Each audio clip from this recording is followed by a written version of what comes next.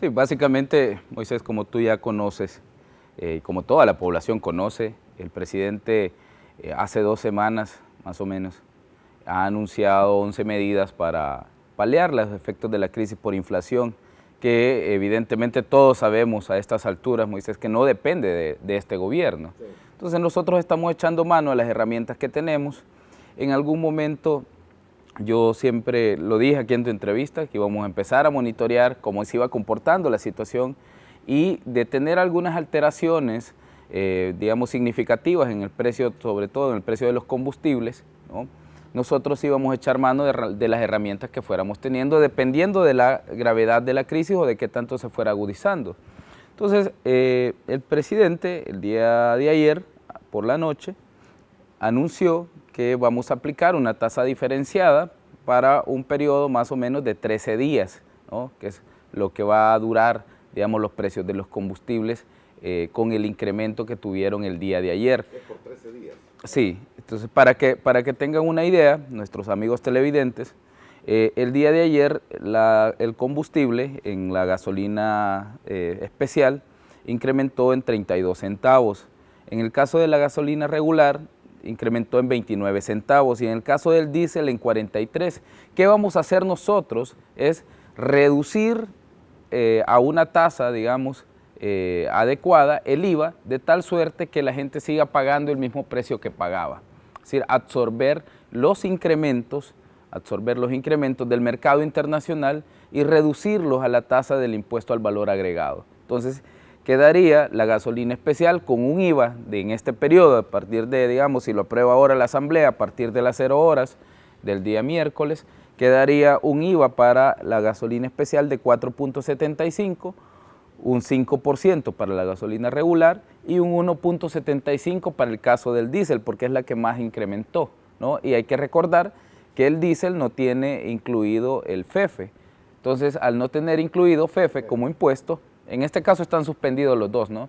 Pero al no tener incluido el FEFE como impuesto, los incrementos son mucho más abruptos en el caso pues, del diésel, del incremento puro del precio internacional, me refiero. Entonces tenemos que bajar mucho más la tasa del IVA nosotros para el diésel para que se mantenga en el mismo precio que tenía antes. No es eliminar el IVA completamente. Se ha aplicado una tasa reducida, Moisés, durante los primeros 15 días. ¿Por qué digo esto? Porque también hay que recordar que la administración tributaria también necesita herramientas. Nosotros tenemos obligaciones que cubrir, entonces tenemos que ir verificando el nivel de sacrificio fiscal que podemos hacer, de tal suerte que tampoco estemos causando una distorsión. Esperamos que esta situación pase, por eso se ha aprobado durante 13 días, pero al igual que lo anunció el presidente con las 11 medidas que lanzamos durante la cadena, si la situación continúa, esto se podría ampliar, al igual que se puede ampliar Cotrans, al igual que se puede ampliar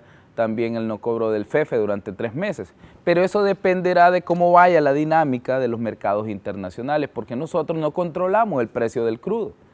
Entonces, esperamos que la situación empiece a mejorar y a partir de eso, pues, seguir tomando decisiones. Si los precios de los combustibles se empiezan a comportar a la baja, pues vamos a tomar la decisión adecuada en su momento. Si empiezan a comportarse mucho más al alza, pues también tocará ir sacrificándonos más por el lado del gasto fiscal o del sacrificio de la no percepción de ingresos, pero hay que ir monitoreando. No es una decisión que nosotros podamos tomar en este momento y decir el precio del crudo va a dejar de incrementar en la semana tal del mes de abril. O sea, no depende de nosotros, no producimos.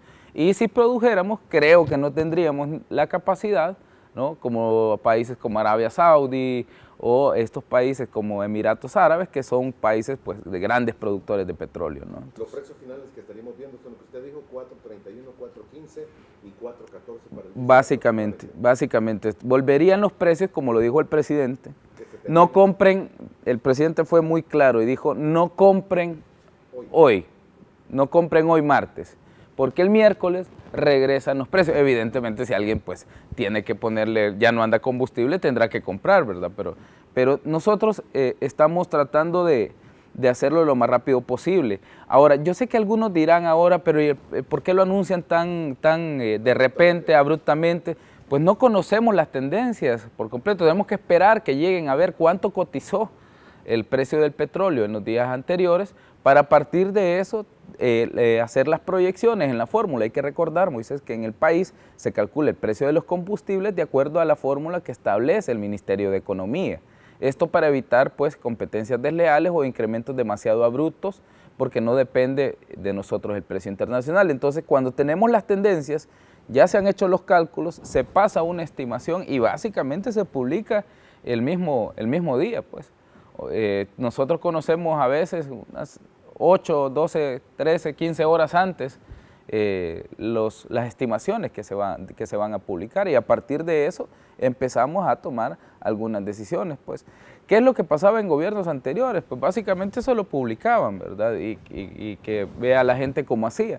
En nuestro caso sabemos que cualquier incremento en los combustibles pues provoca inflación por costos y esto también afecta los precios de los productos finales de cualquier tipo, porque todos los productos utilizan combustibles, o sea, para las pupusas o el maíz con el que se elaboran, pues se trasladan en algún automóvil, ¿no? En algún camión, verduras, todo lo que sea utiliza combustibles. Entonces, por eso es que te digo que causa inflación por costos y tiene un impacto en toda la cadena de precios. Eso es lo que nosotros estamos tratando de evitar. Además, el presidente hizo un llamado el mismo día de ayer a través del tweet que ponía o el anuncio que él realizaba vía sus redes personales, hacía un pedido a que todo el sector privado se uniera y que no fuera a trasladar costos inexistentes, porque el Estado está absorbiendo ese costo. Ok, ministro, solo déjeme entender cómo están las cosas. Con el FEFE y el COTRANS, que se eliminó hace básicamente 15 días, ¿verdad? Si mal no recuerdo. Sí. ¿Recuerda usted cuál es la cantidad, el monto que se deja de percibir? Son alrededor de FEFE y COTRANS, son 11.5 en los 3 meses, en el caso del FEFE. En el caso del COTRANS son 13.5 millones, ¿no? Entonces más o menos 24, 25 millones. A eso sumémosle los... ¿En 3 meses? Sí, en 3 meses. A eso sumémosle el sacrificio fiscal que estaríamos haciendo por estas medidas de reducción del IVA, ¿no? Y estaríamos nosotros sacrificando en 15 días alrededor de 8 millones. ¿No? ¿En estos 15 días? En estos 15 días, sí. Alrededor de 8 millones que serían los que se sacrificarían, que no son 15, al final uno dice 15 porque se acostumbra, ¿no? Pero realmente son 13 días exactos. Pero en estos días el sacrificio fiscal sería de alrededor de 8 millones. Entonces, ¿Medio millón de dólares diarios? Sí, más o menos. Eso es lo que percibe el Estado. Sí. Eso es la verdad que tú tienes la decisión, Moisés, de apretar, como tú dices, apretar el cincho o reducir un poco el gasto por acá y pagar, digamos, los efectos de la crisis. En este caso, si sumamos COTRANS, FEFE y el IVA en 33 millones. Eso cuestan esas medidas, 33 millones. O podés intervenirlo en 3 meses o 4 meses y guardarte esos 33 millones y ahorrártelos como caja fiscal. Pero en 3 meses vas a tener que invertir 90 millones, 120 millones. Y va a tener una inflación más alta. Correcto, ya no vas a poder detener la crisis. Porque básicamente estas situaciones, Moisés, las crisis cíclicas, ¿no?, de las economías, se comportan como bolas de nieve o como avalanchas. Si tú no comienza muy pequeño, no le pones atención, no le prestas atención, cuando llegas a verla es una inmensa bola de nieve que ya no puedes detener. Y eso nos ha pasado a nosotros una y otra vez. Entonces por eso es que hemos empezado, como país, pues en este gobierno, gracias a Dios, nosotros hemos tenido en el momento adecuado las decisiones, tanto en la pandemia, ahora con la crisis inflacionaria, la recuperación económica, que hicimos una muy buena recuperación económica por COVID-19, el efecto de la crisis por contenedores, a nosotros, si bien es cierto, no nos golpeó, pero no nos golpeó como golpeó a otros países, que los golpeó sumamente fuerte.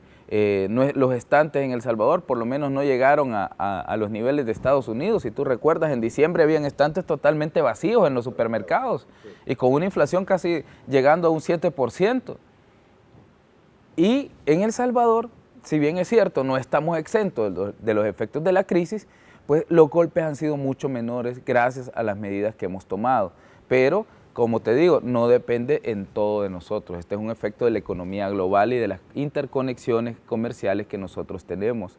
Además de también el error histórico que se cometió en nuestro país con la destrucción del agro. Nosotros básicamente producimos solo un 20% de todo lo que consumimos y un 80% es producto importado.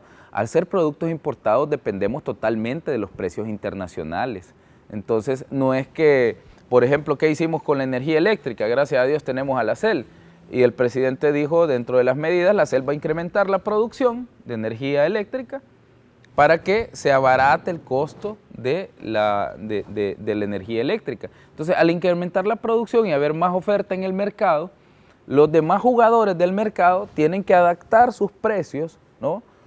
Porque hay otro que está ofertando a precios baratos. Entonces, si no adaptan su precio a ese precio, no van a vender. Sí, quedan fuera del mercado. Quedan fuera del mercado. Entonces, esa competencia o esa, digamos, esa facilidad que tiene el Estado salvadoreño con la energía eléctrica, en este caso a través de la CEL, no la tenemos con los productos de importación. Por eso tenemos que salir a liberar aranceles, por ejemplo, con los 20 productos, que es la única forma que nosotros tenemos de impactar en el precio de esos 20 productos que son vitales para nuestra economía. Entonces, si nosotros tuviéramos producción de petróleo, por ejemplo, podríamos producir más y eso abarataría el costo, por lo menos internamente.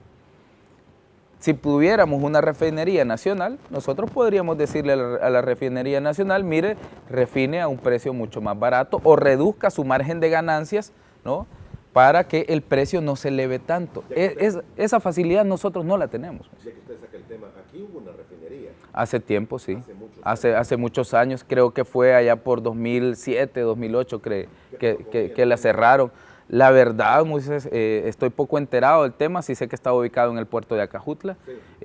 Se trabajó un par de años nada más, tampoco es que pudo trabajar demasiados, y luego fue cerrada ya por el año 2008, 2007, si no mal recuerdo. Muy bien. ¿Qué le dicen los asesores y qué le dice su olfato fiscal y económico, ministro, de los precios de los combustibles?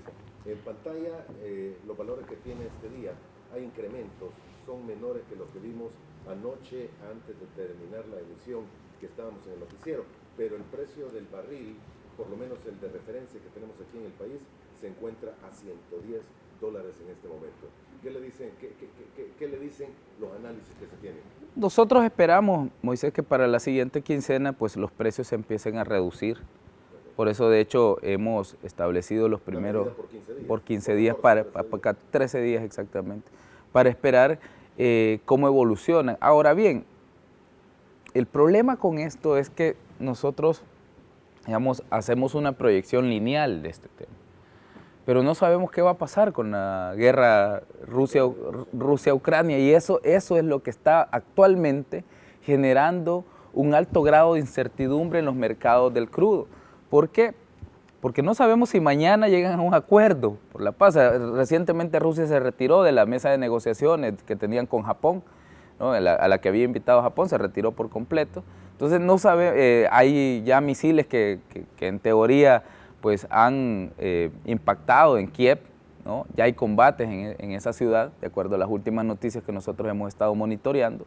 Y esto, tampoco sabemos qué papel va a jugar China.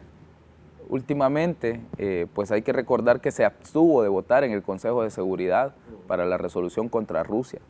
Entonces no sabemos qué papel podrá jugar, si al final quiere intervenir, no va a intervenir, eso no depende de nosotros, como te dije, pero lo monitoreamos.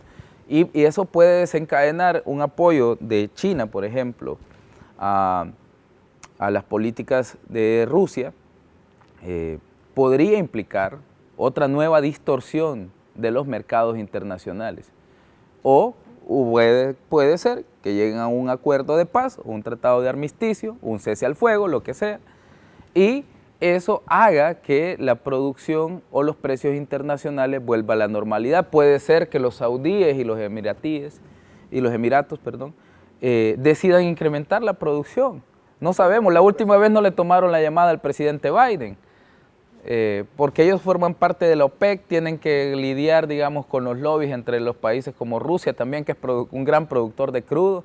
Entonces tenés a Rusia, Estados Unidos, y tenés a los saudíes y a los emiratos ahí esperando cualquier decisión o cualquier movimiento, y un solo movimiento de cualquiera de estos tres actores, o China en su caso, puede cambiar por completo el panorama internacional. Entonces nosotros sí esperamos que las hostilidades vayan reduciéndose entre Rusia y Ucrania, y algunos actores, por ejemplo como China, sigan mostrando su posición, digamos, hasta cierto punto neutral del conflicto, ¿no? Creo que los Emiratos no van a producir más, ya cerraron la puerta a abrir su producción, a menos que el presidente Biden tenga una jugada muy fuerte y saque más de la reserva estratégica de petróleo estadounidense, pero lo cual sería muy arriesgado también. El movimiento con Venezuela parece que no va a resultar por la cantidad de petróleo que tiene Venezuela para producir, aunque puede suplir un poco y puede hacer bajar un poco los precios de la gasolina, pero no va a tener una reducción demasiado abismal o demasiado fuerte que haga volver a la normalidad a los mercados. Entonces, creo que el punto hay que esperar, empiezan unas reducciones creo para los próximos días, pero un poco lentas. Esperemos que haya un catalizador, como te dije, en el panorama internacional, en ese juego de China, Rusia, Estados Unidos y los países productores de petróleo, que pueda hacer que esto se reduzca, ¿no? Muy bien. Entre los temas, con el tema de la reducción que se ha tenido del FEFE, los impuestos, el IVA a los combustibles, ¿en algún momento se ha analizado, se ha platicado con el presidente reducir o eliminar el IVA a alimentos y medicamentos? Bueno, nosotros analizamos, Moisés, de acuerdo a la intensidad que va tomando cada situación, ¿no? Como te dije, nosotros lanzamos en un primer momento las 11 medidas, COTRAN, FEFE, la eliminación de los aranceles, las inspecciones para verificar que el precio sea el adecuado, que también las vamos a continuar ahora, y eso es importante para todos nuestros empresarios que sepan que deben aplicar los precios justos, si no, pues la Defensoría del Consumidor, la Dirección de Hidrocarburos y el Ministerio de Hacienda procederá a aplicar las sanciones respectivas. Pero nosotros, Moisés, en general, verificamos todo el tipo de estrategia, verificamos activos estratégicos, verificamos de qué podemos echar mano en su momento, verificamos también qué nuevos actores pueden apoyarnos. Tuvimos, de hecho, la misma reunión del viernes con el COSEFIN, tratamos algunos temas de la crisis en Centroamérica, hablamos con el BESI a ver cómo podían apoyarnos también. Hoy tengo una conversación con el presidente del BID, con Mauricio Claver Carone, para ver algunos temas. Dentro de esto vamos a hablar sobre la crisis inflacionaria también. Y verificamos muchas de las estrategias. Dependerá de la intensidad a la que vaya avanzando esto, que nosotros vamos tomando algunas decisiones. Hay que considerar también los sacrificios fiscales que nosotros hacemos y que todos los demás proyectos no se vayan a parar, sobre todo por un tema coyuntural, ¿no? Porque esta es una crisis que va a pasar. Entonces, si nosotros sacrificamos demasiado, ¿no? o vamos más allá con las medidas, podemos terminar pues provocando una distorsión en nuestra economía nosotros mismos, porque dejamos sin herramientas al Estado para tomar decisiones. Para toda decisión se necesita movilizar recursos en el Estado, y esos recursos se obtienen directamente de los impuestos, y creo que todos lo sabemos. Si dejamos de pagar impuestos, básicamente las arcas estatales se quedan a cero. Yo en la pandemia hubo gente que me dijo: ministro, elimine el IVA por completo, y les decía yo: miren, que el problema es que algunos empresarios me dicen que elimine el IVA, pero el IVA es un impuesto indirecto, ustedes no lo pagan. Entonces lo paga básicamente el consumo. Si nosotros empezamos a dejar sin herramientas al Estado, también cómo vamos a salir para darles un rescate a ustedes después, de dónde vamos a obtener los recursos. Entonces hay que sopesar bien el nivel de sacrificio fiscal con la solución a la que tú querés llegar. Entonces tu sacrificio fiscal no debería ser más alto que el coste de la solución, porque entonces, como decimos en buen salvadoreño, nos sale más cara la medicina pues que la enfermedad. Así que hay que ser bastante cuidadoso. Yo he visto cómo algunos personeros de la oposición dicen: quiten esto, quiten esto, quiten esto otro, quiten esto otro, pero no han medido el impacto fiscal, no han verificado cuánto ¿cuánto tiene de eso de impacto en las cifras de la caja del Estado?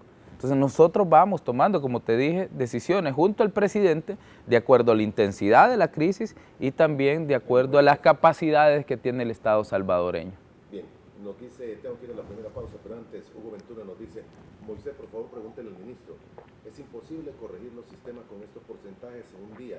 ¿Ya se pusieron a pensar en eso? Me imagino que es en el tema de gasolineras, todas las modificaciones que tendrán que hacer si hoy se aprueba en la Asamblea y entra en vigencia mañana. Sí, sabemos que es difícil. A mí no me gustaría tener que llegar a tomar estas decisiones, como tú lo decías, tan rápido, pero ¿qué podemos hacer? Esperamos y que golpee la crisis, que se reduzca el nivel de consumo. En el caso de los empresarios que nos dicen no vamos a poder adaptar nuestro sistema, hombre, se manda a llamar al del software, se le dice modifique esto, y si no se puede, Moisés, tampoco es que una factura no se puede elaborar de manera manual. O sea, las facturas se pueden elaborar de manera manual. Nadie nos puede decir que no puede facturar o que no puede aplicar el cambio en el precio de los combustibles porque su sistema informático tiene ciertos porcentajes. O sea, eso es básicamente decir, yo no voy a, como que yo te dijera, mire, fíjese que yo no puedo reducirle el IVA a los combustibles, ni puedo eliminar Cotrans, ni puedo hacer esto porque ya la ley me dice que debo cobrar un 13%, o ya la ley me dice que debo cobrar 10 centavos por cada galón de combustible en el caso del Cotrans. ¿Qué estamos haciendo nosotros? Tomando decisiones. Claro, ya hay un status quo. Ya la ley me dice que el IVA es 13%, pero en este momento, si el IVA fuese 13% ¿ya? Para los combustibles, voy a provocar una grave distorsión al sistema. Entonces, ¿qué yo tengo que hacer? Cambiar la ley. Cambiar la ley para mí no es ninguna gracia, Moisés. A nadie le gustan los cambios, pero la situación de crisis motiva que nosotros tomemos este tipo de decisiones. Entonces, los empresarios que dicen, por ejemplo, que no pueden cambiar los sistemas o no pueden cambiar, no pueden, o sea, es complicado.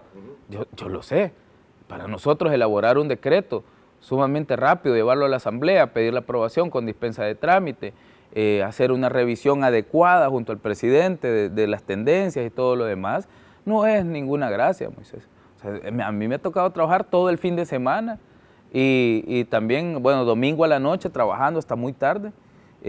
Ayer a la madrugada, pues no me lo estás preguntando, con muy pocas horas de sueño todavía. Y nadie quisiera estar en esta situación. O sea, las crisis necesitan de gente que tome decisiones. Y en este caso, el sector privado nuestro, sobre todo las estaciones de servicio, deben de estar a la altura de las expectativas de sus clientes. No a las expectativas del gobierno o a la altura de las decisiones del gobierno, sino de sus clientes. Hay que recordar que ellos se deben a sus clientes como tal y por algo los prefieren sus clientes, por algo van a comprar a sus estaciones de servicio.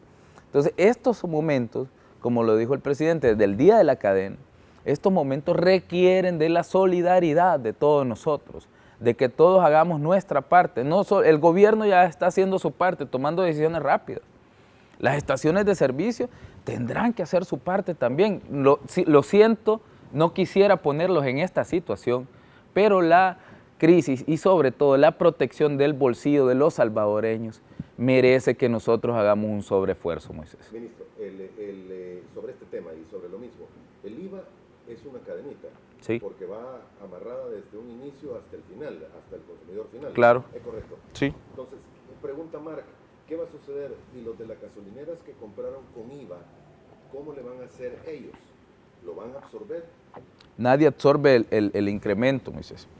Hay que recordar, no, nadie absorbe el incremento, lo absorbe el Estado. ¿Por qué digo esto? Ellos compraron a un IVA de un 13%, ¿sí? A ellos se los dan con algo que se llama crédito fiscal. A ellos no les dan una factura de consumidor final. A ellos le entregan un documento de crédito fiscal. Ese documento de crédito fiscal es deducible al final contra las ventas que se tienen durante el mes, ¿no? Cuando elaboras tu declaración, tú pones todos tus créditos fiscales a un lado y pones todas tus ventas a otro, ¿no? Para aquellos que han elaborado una declaración de IVA, saben que cuando tus ventas son menores que todos tus créditos fiscales o tus débitos fiscales son menores que tus créditos fiscales, queda algo que se llama remanente de IVA. Ese remanente se utiliza para las siguientes declaraciones. Entonces ellos no van a perder el diferencial del IVA, ellos lo van a acreditar contra su declaración del siguiente mes. Al valor del 13. Al valor del 13 y van a declarar sus ventas al valor de los IVA diferenciados, 4.75, 5 y 1.75 respectivamente para los combustibles. Entonces, cuando eso suceda, lo que va a pasar es que van a tener, digamos, si compraron $100, compraron al 13% y vendieron $100 a un 5%, van a tener un remanente más o menos de $7. Ese va a ser acreditable en la siguiente declaración, ¿no? No es que nadie va a perder. O sea, el crédito fiscal no se pierde, se genera un remanente en la declaración que es acreditable en los siguientes meses. No, es menor a los 7 puntos todavía, si no mal recuerdo era 6.9 o 6.8, lo que nosotros teníamos. Hay que recordar, Estados Unidos llegó a 7.5, 7.9, si no mal recuerdo. Nuestra economía es una economía dolarizada, no tenemos capacidad de emisión. Si yo fuera la Fed en este momento, hubiera retirado un poco de masa monetaria de circulación o tal vez hubiera apretado un poco las tasas de interés para reducir el costo del... Sí, pero algunas decisiones que uno no termina de entender en algunos casos, ¿no? Pero lo que te digo es que nosotros, si nosotros tuviéramos ese tipo de herramientas, pues nos ayudaría mucho, pero nosotros dependemos de las decisiones en materia de inflación. Dependemos de la moneda que nosotros usamos y en este caso es el dólar, Moisés. Y básicamente si en Estados Unidos hay un nivel de inflación de un 7.9, nuestra inflación se va a comportar bastante similar. Hemos logrado reducirla, ¿no? Con las medidas que nosotros hemos ido tomando, liberando un poco por acá de la caja fiscal, apretando un poco por acá al lado de los ingresos tributarios y sacrificándonos un poco, pero el nivel de masa que existe monetaria en circulación, no la controlamos nosotros. Eso lo controla Estados Unidos por completo. Entonces, dependemos de estos efectos. Además de lo que te decía, al nosotros consumir un 20% de todo, al nosotros consumir producir solo un 20% de lo que nosotros consumimos, dependemos totalmente de los precios internacionales. Entonces, esos precios internacionales sumado a las decisiones de la Fed en cuanto a su masa monetaria afectan directamente la situación económica de El Salvador. Entonces, en positivo y en negativo, porque cuando Estados Unidos está bien, también a nosotros nos cae un poco de su economía, digamos. Y cuando se toman decisiones equivocadas también nos afecta.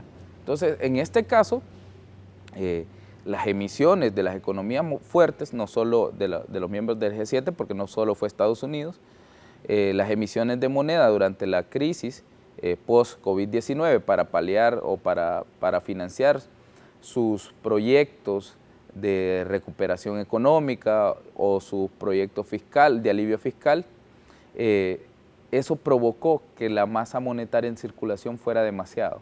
Entonces, ahora tenemos este nivel de inflación que se tiene por esas decisiones en su momento. No estoy enterado, Moisés, como te digo, este fin de semana he pasado un poco ocupado y la verdad esperaríamos, yo soy de esperar los anuncios en materia de economía y economía política. Las cosas hay que ser bastante mesurados hasta que sea anunciado oficialmente, pues uno puede creerlos. Yo creo si toman la decisión, pues para mí sería una muy buena decisión en el caso hondureño, que es un país que tiene altos problemas de inflación con su moneda por el creo que el tipo de cambio actual en Honduras rondará los 24 lempiras por cada dólar. Entonces, si no es que más en este momento, no tengo el tipo de cambio en el radar ahorita, pero sí creo que andará por ahí, por los 24, 23 lempiras. Es tener una moneda fuerte, digamos, una criptomoneda fuerte como Bitcoin. Si lo comparas con las demás monedas fiat, es una moneda sumamente fuerte, cuesta $42,000 cada moneda de Bitcoin. Entonces, tener una moneda de este tipo es una alternativa para los países y sobre todo para aquellos países que tienen altos problemas de inflación. En el caso de El Salvador, nuestros problemas de inflación son pues básicamente menores al estar dolarizados, pero tenemos la ausencia de una herramienta, que es la herramienta de la emisión de la moneda. Y si bien es cierto, Bitcoin no nos da la capacidad de emisión, sí nos da la capacidad de minado, que sería, digamos, una alternativa pues, para que el Estado genere riqueza también. Entonces, creo que sería una buena decisión de parte de ellos. Hay que esperarla. En el materia de la emisión de Bitcoin Bond, nosotros estamos ya listos para realizarla. Esperamos el momento adecuado y que el presidente nos diga sí, vamos a hacerlo ahora. Algunos dicen, mire, ¿y ustedes por qué le consultan todo al presidente? Hombre, porque es el presidente de la República y es el mandatario, ¿no? Entonces yo no puedo tomar decisiones. Yo verifico los escenarios, le digo, presidente, creo que es el momento, o presidente, no creo que lo es, no creo que lo sea. ¿Y ahorita es el momento o no creen que lo sea todavía? Yo creo que no lo es todavía. Creo que hay que esperar un par de días más. Creo que hay algunos movimientos en el plan. ¿Un par de días más o es textualmente un par de días más? Es básica, no es textualmente 2, 3 días. Cuando yo dije, por ejemplo, entre el 15 y el 20, pero debe ser para mí las fechas ideales, siempre para salir es el primer semestre, para salir al mercado. O sea, salir al mercado el primer semestre y en mi caso me gusta por lo menos las emisiones que vayan entre marzo y abril. Ahí, mayo y junio, pues a veces sí se puede, pero a veces las variantes del mercado en esos meses se ponen un poco, digamos, distintas. A más tardar septiembre. Después de septiembre, si salís al mercado internacional o nacional, no vas a levantar. Es difícil levantar, a menos que hayas prefondeado, ¿no? Como en el caso de Bitcoin Bond, que ya hay compradores interesados. Nosotros estamos completamente seguros que vamos a tener sobre... Sí, hay muchísima gente. Sí, por buena cantidad. Moisés, yo decía y lo sigo manteniendo, vamos a sobresuscribir. Y yo espero que esta emisión incluso alcance el 1.5 billones de oferta. Vamos a suscribir un billón, pero creo que vamos a tener una sobresuscripción bastante sustantiva que podríamos también canalizar hacia otras necesidades de financiamiento que tiene el país. En su momento, me imagino, conoceremos el detalle de todo esto y no se puede hablar mucho. Absolutamente, no, se van a dar todos los detalles. Yo creo que hemos dado bastantes detalles, Moisés. Es que ahora... se menciona mucho, señor, perdón, Sí. se menciona mucho de que estos bonos podrían ser emitidos por la GEO y ser declarados como deuda de país, deuda, ¿cómo es que se llama? ¿Deuda privada? Sí, no sé si deuda... ¿O soberana? ¿O solo con garantía soberana? Mira, nosotros tenemos la opción, nosotros vamos a canalizar la emisión a través de la GEO. No quiere decir, al final, seamos sinceros, Moisés, si lo emite la GEO o lo emite el Estado salvadoreño, al final siempre es una deuda del Estado. Porque ¿de quién es la GEO? Bueno, es autónoma. Pero la totalidad de acciones, la mayoría por lo menos, bueno, si no todas. La totalidad de acciones están en CEL. O sea, pero CEL es una autónoma también. CEL es una autónoma, pero si CEL quiebra, ¿quién crees que la va a ir a salvar? ¿El Estado? Claro que sí, ¿quién más va a ir a salvarla? Tiene que ir a salvarla la caja fiscal. Si, ¿quién puso el aporte inicial y quién dio el capital para la CEL? Lo dio el Estado salvadoreño, igual que CEPA. O sea, son empresas estatales y son empresas estatales por una razón. Nosotros como Estado aportamos la totalidad o buena parte la totalidad del capital. Si no, fueran empresas, sociedades de economía mixta, donde hay participación pública y hay participación privada, o fueran a socios público-privados, ¿no? Que es una modalidad más profunda de las sociedades de economía mixta. Pero en este caso son empresas estatales autónomas, ¿no? Al ser empresas estatales autónomas, la totalidad de su patrimonio y todos los riesgos asociados con estas están por cuenta del Estado. Entonces, al final, en esencia, si lo emite la GEO o lo emite el Estado salvadoreño, es un tanto indiferente. Entonces, ¿con los bienes y valores que tiene la GEO es suficiente como para poder nosotros le vamos a dar garantía soberana, vamos a darle garantía soberana al bono. Lo vamos a hacer con la planificación y con los proyectos de la GEO como tal y Grupo CEL. Pero yo creo que los tenedores de bonos también merecen tener esa confianza. Así que no le vería problema. Cualquiera de las dos modalidades son riesgos contingentes también, Moisés. O sea, para mí, por ejemplo, cepa o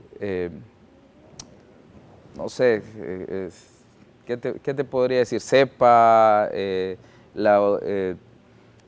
la Geo, Grupo Cel, todas, Corsaín, todas estas empresas autónomas, la INE, Tesal, todos, yo sé que generan ingresos y todo, pero todas en alguna medida dependen del Estado salvadoreño. O sea, si son rentables por sí mismas, pues, pero llegar en algún momento a tener algún problema o algo por el estilo, y quien llega a salvarlas es el Estado salvadoreño. Tú ves, a cada rato tengo que invertir con ANDA, por ejemplo. Y ANDA es una empresa autónoma.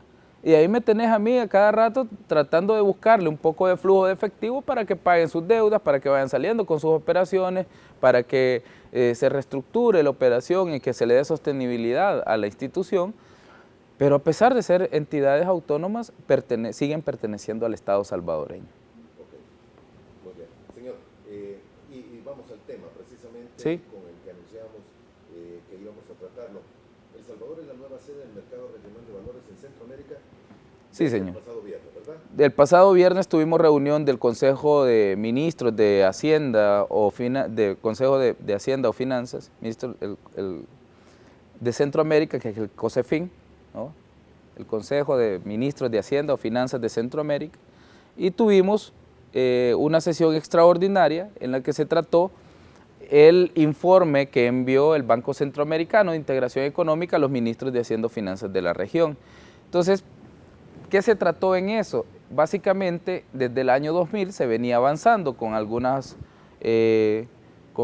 operaciones para revisar cuál era el mejor país para que sirviera de central, digamos, de bolsa de valores central para la integración de todas las bolsas de valores de la región.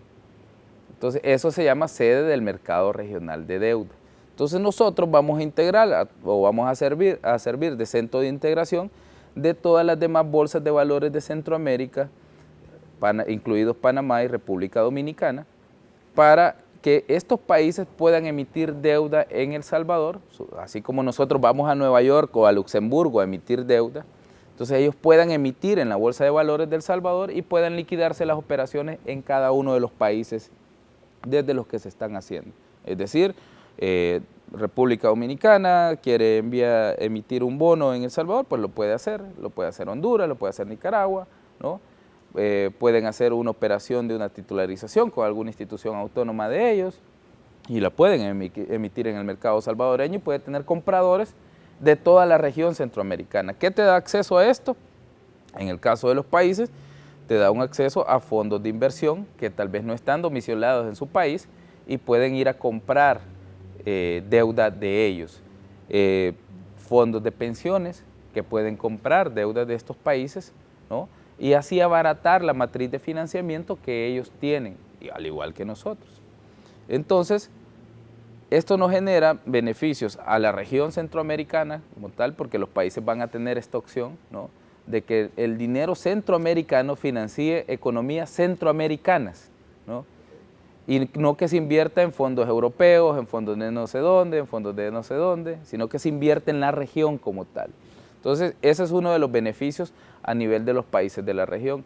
A nivel de El Salvador, pues evidentemente dinamizamos nuestro mercado de valores. También podemos tener algunas operaciones extra que no hemos tenido en el país. Va a haber una nueva industria que se va a empezar a dinamizar.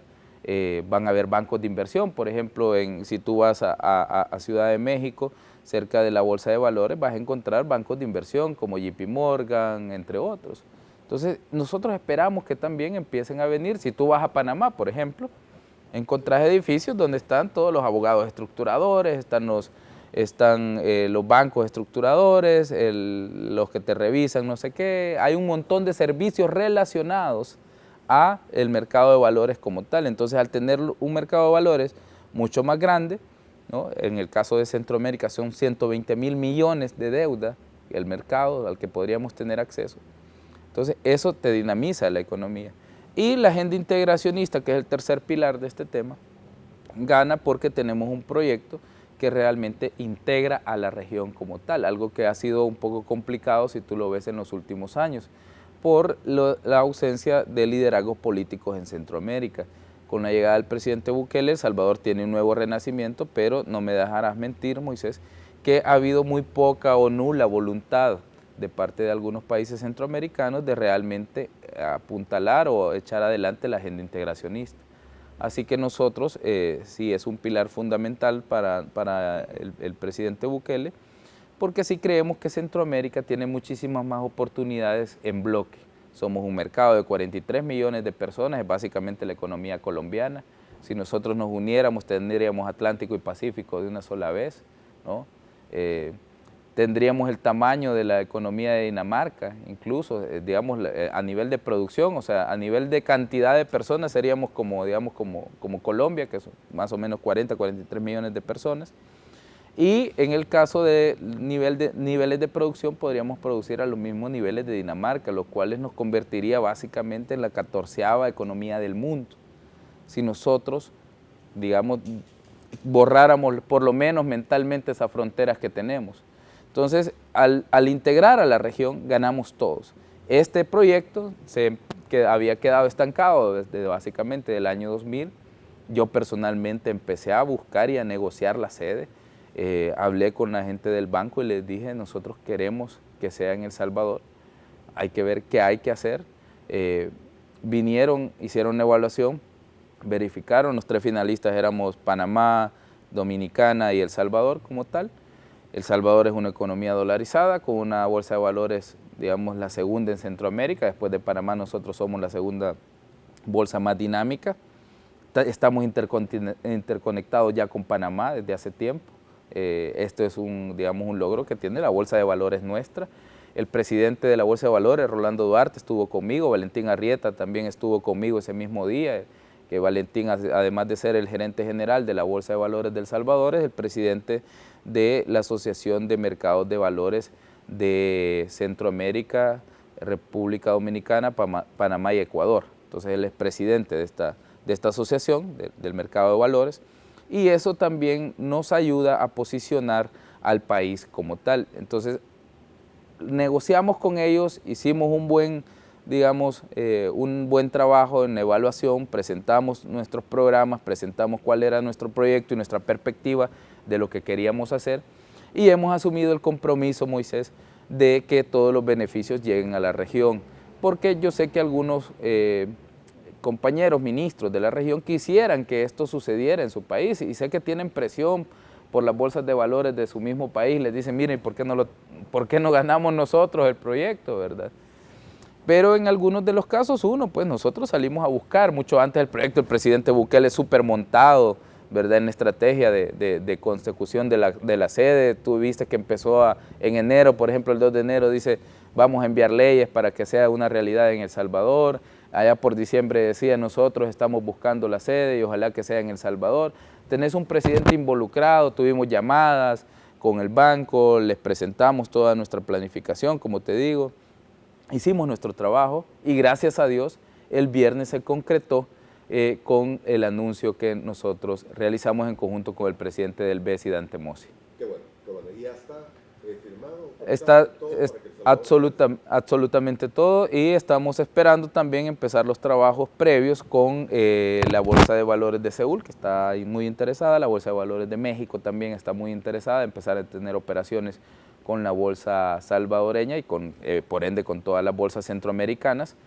Esto va a permitir tener un mayor nicho de mercado para las deudas, van a poder comprar, digamos, si nosotros logramos integrar la bolsa de Seúl con la bolsa nuestra, vamos a tener pues una mayor cantidad de personas que están buscando dónde invertir o qué comprar, qué bono comprar, ¿no? Entonces nos va a beneficiar en general para toda nuestra estrategia, y como país nos va a beneficiar mucho. Muy bien, me quedan 2 minutos, ministro, y no puedo dejar de preguntarle sobre el pago del impuesto sobre la renta, que la fecha límite y tope, abril.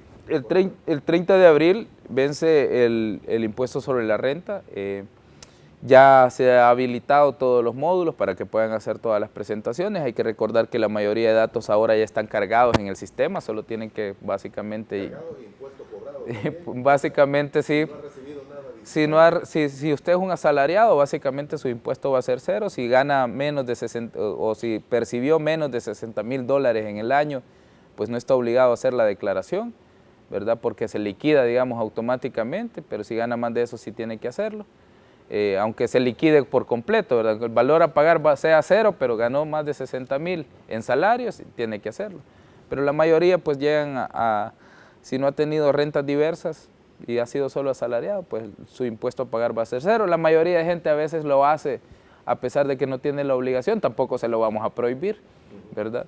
Pero ya el periodo está habilitado, esperamos que todos seamos responsables, que todos presentemos nuestra declaración. Hay que recordar que es una declaración jurada, Moisés, y una declaración jurada puede implicar falsedad ideológica y material si uno miente en ella. Hay delito de por medio. Hay delito de por medio, ya no va a ser solo el tema de elevación de impuestos, así que hago un llamado para que todos hagamos de manera adecuada nuestra declaración y consignemos todos nuestros datos reales. Y termino con esto, en momento de vacas flacas, aquellos que les toque pagar va a haber oportunidades de cuotas y periodos para que se pueda pagar no de un solo golpe.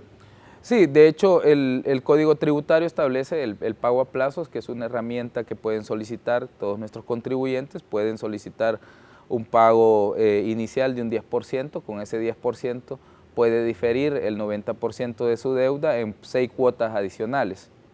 Entonces pagás el 10, con el recibo del 10 lo subís, el procedimiento está cargado en la página web, no van a tener que hacer ir al banco y no sé qué. Entonces pagas el 10%, desde la página web se paga con la cuenta de banco o con la cuenta de Chivo Wallet, ¿no? Ahora que ya se puede pagar, se paga desde ahí y se carga luego el recibo ya pagado, ¿no? Y se emite la resolución respectiva para que en los próximos meses, en los 6 meses, tú estés imprimiendo una boleta de pago, ¿no? O estés cargándola como tú querrás, que siempre se puede pagar en el sistema, y ir a pagar en 6 cuotas. Muy bien. ¿Recuerda usted cuánto se espera recaudar en renta? Más o menos de liquidación como tal, nosotros esperamos alrededor de 500, 600 millones en liquidación, solo en el mes de abril, solo del mes de abril.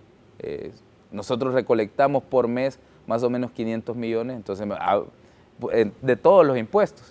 Pero en renta nosotros siempre estamos recibiendo alrededor de 500, 600 millones solo de liquidaciones ese mes, en abril. Cuando se da la liquidación. Correcto. Hay que recordar que hay pago a cuenta, las retenciones, todo eso es impuesto sobre la renta y son alrededor de 2.600 millones al año lo que nosotros recolectamos. Los dos mayores impuestos que contribuyen a los ingresos del Estado salvadoreño es IVA y renta y más o menos andan por ahí, 2.500, 2.600 siempre. Muy bien, ministro, gracias por haber estado con nosotros esta mañana, muy amable. Gracias, Moisés, y bueno, nuevamente un saludo a toda nuestra población que esté pendiente de las noticias que realizamos como gobierno. Son momentos en los que nosotros no quisiéramos que estuviéramos, son situaciones en las que no quisiéramos pasar, pero por una u otra cosa pasan y como gobierno nos toca pues tomar decisiones, a la población estar informada y a nuestros empresarios ser solidarios con todos sus clientes. Así que todos a informarnos bien, a no cobrar en exceso y a salir juntos de esta crisis también.